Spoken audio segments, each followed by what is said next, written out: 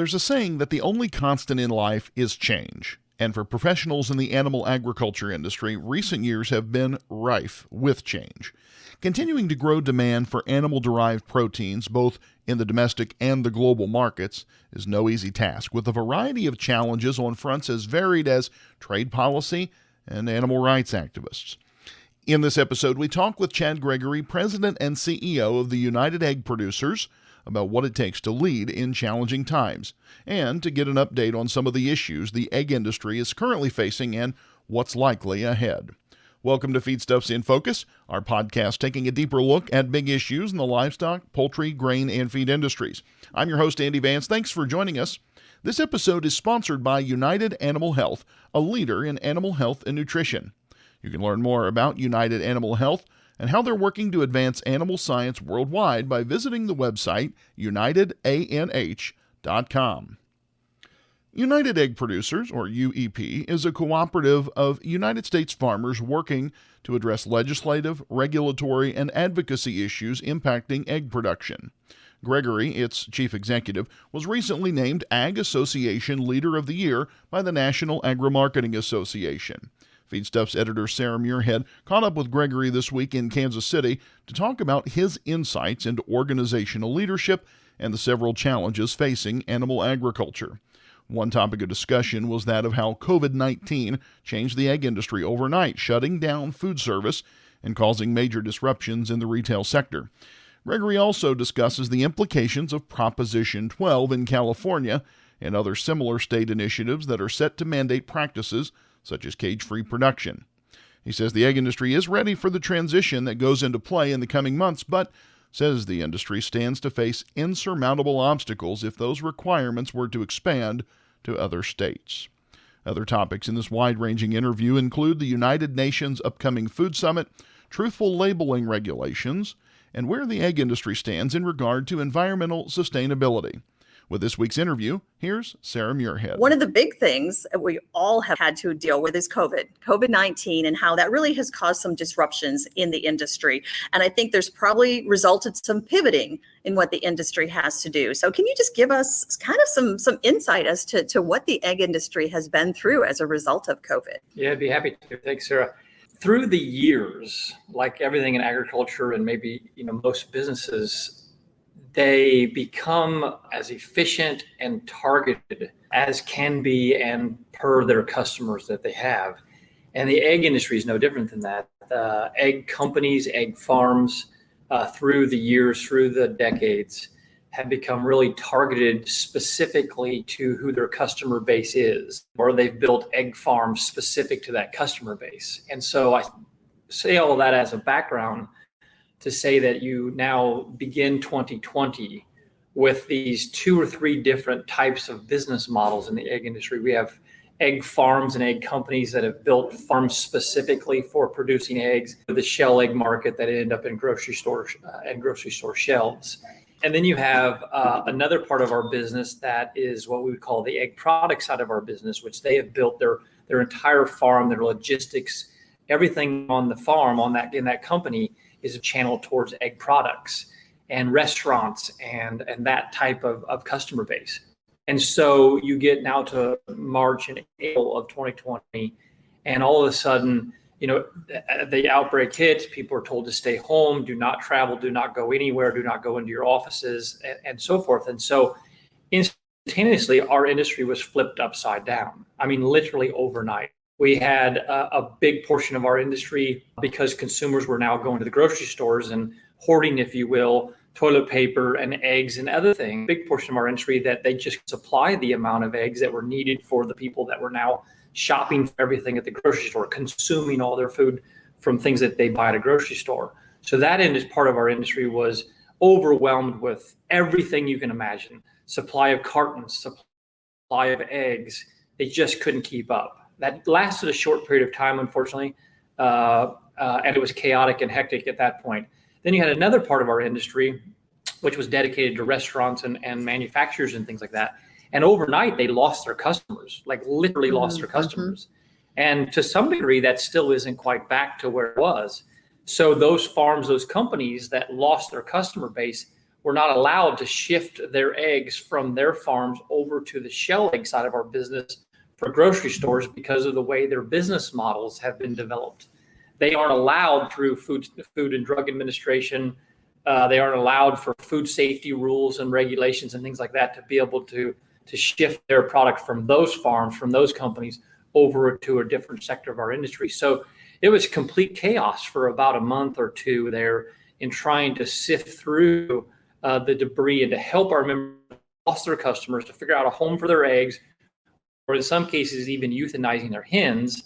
And then on the other hand, our other part of the demand increased so significantly and they couldn't keep up. And then prices went way up. And then some of the lawsuits that they found themselves in because of, attorney generals around the country, price gouging lawsuits. Just 2020 was just an incredibly challenging year. And it wasn't even a matter of fact that over here we have a demand, so we can just take and shift things over. I mean, there's really obstacles in the way not to be able to do that kind of thing, which is correct. Yeah, correct. For the shell egg side, the eggs are sold at a grocery store. Those hens and those eggs need to go through all kinds of safety requirements under the FDA egg safety rule.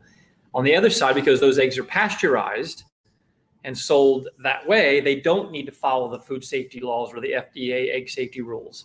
And so you're right, from a food safety perspective, those eggs could not come over to the shell egg side because they had not gone through those steps and those processes. So where are things at now? Are we going back more to normal or in terms of the supply chain? From a supply chain, yes. Supply is much more normal. Obviously, we had to euthanize some hens because there just wasn't a customer base. So that helped normalize things on a shorter term basis. But the demand is starting to come back, obviously, with people getting out now more into restaurants. The demand is starting to get back. Supply is fine for that. The problem now for our industry is, of course, just the high feed cost, of course. And so, but from a supply standpoint and from COVID, the history of COVID, we're definitely in a more normal supply demand, scenario. So did we see COVID change in terms of demand for the cage-free eggs or the organic production? Was that COVID driven? Are there other factors? I mean, and those are growing sectors, are they not? They are growing sectors. Certainly cage-free is growing way more at a higher rate than organic is. I wouldn't say that COVID had an impact on that as far as helping growth in those categories. If anything, it probably maybe had a bit of a growth or help in just regular commodity eggs, just regular eggs. I think it helped focus people on what just food is and how expensive food can be and how blessed we are in this country, in this amazing source of food all the time at grocery stores just around the corner all the time at amazingly low costs. I think if anything, it probably helped ground the consumers and the citizens of the U.S. of how important food is, local food and farmers and agriculture is. And I think that's a really good thing for the commodity side of our business, the conventional cage production side of our business. And it probably got people to recognize cost a little more too, right? Oh, for because sure. of the economy and everything we were going through with COVID. They were looking at prices a little more at grocery stores. It was a real opportunity for everyone in food production. You're right to, get the attention of the consumers about how important food is and the cost of food and the nutrition of food and so forth. Looking a little more globally, we have the big food summit coming up this fall. Where is the egg industry? Are they involved in trying to be participants in that, or what do you see coming out of that kind of a You're talking discussion? about the UN The UN Food Summit. We've been part of dialogues that have been taking place. We were involved in each of the USDA organized dialogues. We were on each of those, myself personally. And then we also were involved in some of our strategic partners that we have as well, like Animal Ag Alliance, the International Egg Commission, and others had some dialogues that we participated on as well. So strong concern about this step by the UN and what they may or may not say or may not do. Ultimately, we the egg industry has kind of felt like we've been the center of the bullseye of the target with regards to certain things by NGOs the last 10 to 15 years. Mm-hmm. So we see how these things get started and then how they progress. I think this is kind of the first at bat, if you will, for the UN on this particular topic or focus on agriculture and food. It certainly isn't the end of it. They'll come out with some sort of response, some sort of direction, some sort of guidance, but that'll only be the beginning of this. And I'm fearful as a human, as a citizen, and someone in agriculture, what the UN is doing in 25 years or 50 years from now with regards to this, because it would just continue to progress towards concern for, can we feed the growing population with a high protein, low cost availability of food.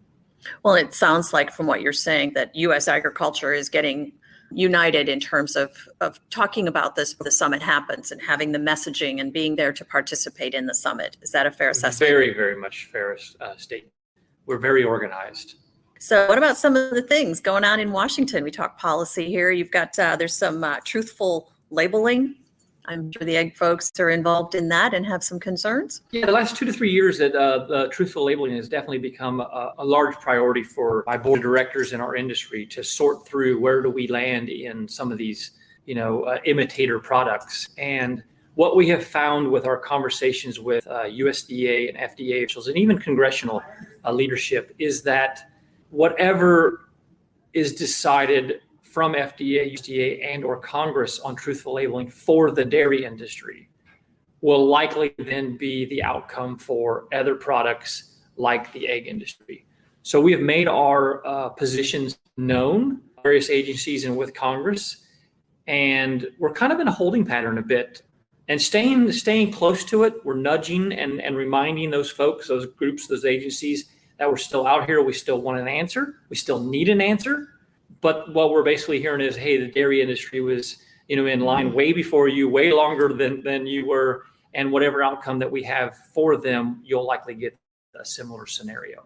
Are other commodity groups working in the dairy industry, seeing as they seem to be kind of, the front runner in all of this discussion? Are you guys like behind them trying to help guide that discussion at all? Yes, probably not as organized as we should be. And that's one of the things that kind of frustrates me about agriculture in general and animal agriculture is that we probably don't work together enough. The egg industry was the point of the spear for animal rights movements and things.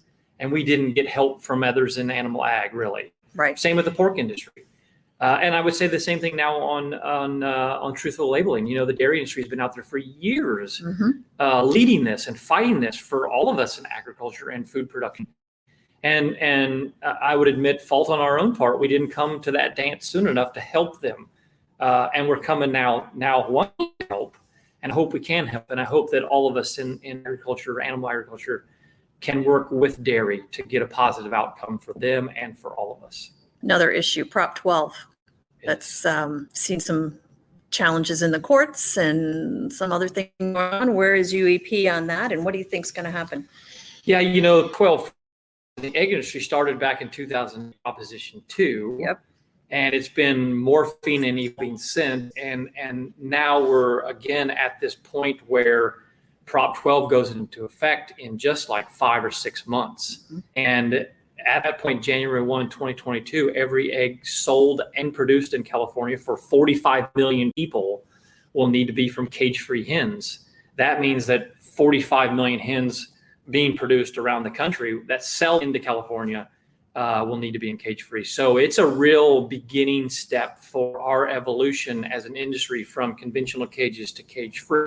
5, 6, 7 years from now, California is the first step in that process, is have enough hens to produce the number of cage-free eggs needed for 45 million people in California. How did that go? What did we learn? How can we evolve as an industry based on what we learned for the next state and the next customer and so forth? So between now and 2025, 2026, we expect to learn a lot of things, but it's going to be bumpy. It's going to be really bumpy, not just in California with Prop 12, Meat 12, but all the other states and all the other customer requirements that come in the next 4 to 5 years.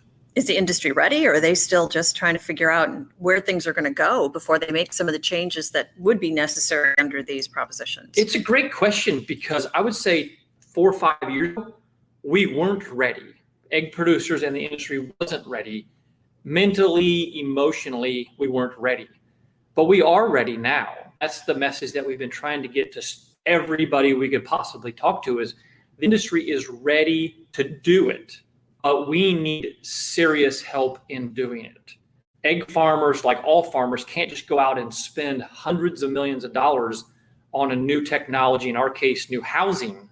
We cannot go out and spend hundreds of millions of dollars in new housing without the customer helping our farmers pay for that new housing and get from here to any farmer that goes out and hundreds of millions of dollars on new cage-free housing without support of their customers to help them from the first house they build and the first egg they begin to produce until finally done, ready for being sold to that customer or into that state.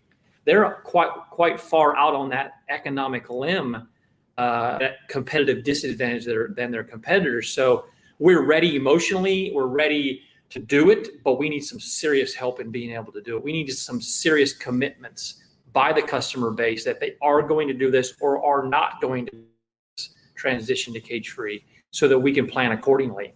And we need a partnership to do that.